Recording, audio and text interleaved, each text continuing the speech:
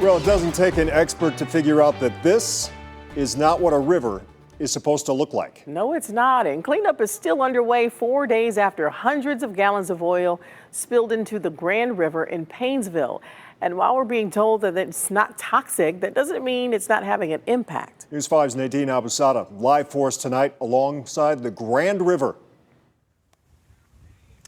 Courtney, Rob, I'm standing at the Grand River Landing. If you take a look to the right of me, that cleanup that you're talking about is happening right now. But also while that cleanup is happening, you can look right here to the corner and see the remnants of that oil that they're trying to get out of the water. Though they've been working for hours and days to get it out, one boater gave us a phone call and he says he hopes the cleanup makes it to him, who's also affected by this oil. If you get this in the water, it just sticks to everything. Dan Welker has had his boat Crystal Palace for more than 20 years. It's been a good boat for me. And it's his baby, but now he's frustrated. Honestly, how you clean it up. Because oil in the Grand River has created some buildup at the waterline. That white line along the bottom should be as clean as everywhere else, and it's brown. That oil that you see bubbling in the Grand River came from Erie International Company plant in Paynesville that is owned by Pullman Global.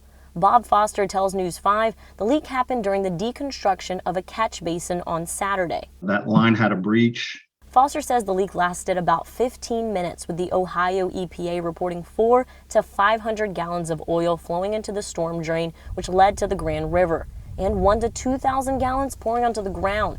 But Foster says it's non-toxic. It's probably going to be a mixture of really three principal products: soy oil coming from soybean, canola oil. But boaters like Welker aren't satisfied until their boats are cleaned and taken care of. And I just think, somebody needs to be responsible, because there's millions of dollars worth of boats on the river. I mean, it's not structural damage or anything, but it's cosmetic. Foster responding that there is no intended action for the boaters. Right now, they are focused on cleaning the river.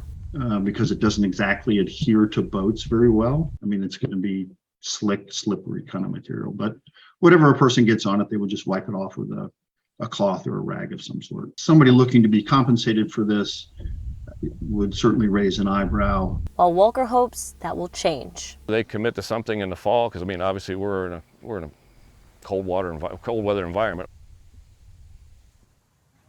2 companies have been hired to clean out the river, and they say it is 90% clean. We actually just talked to 2 kayakers coming down, and they tell me that they did not see any oil. We did also talk to the Ohio EPA, who tells us that as of right now, there is no harm to fish or wildlife in the river.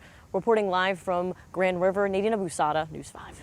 Nadine, thank you so much. Now, we heard about this from a viewer just like you. If you have a story you'd like us to look into, you can give us a call or email your idea to tips@wews.com.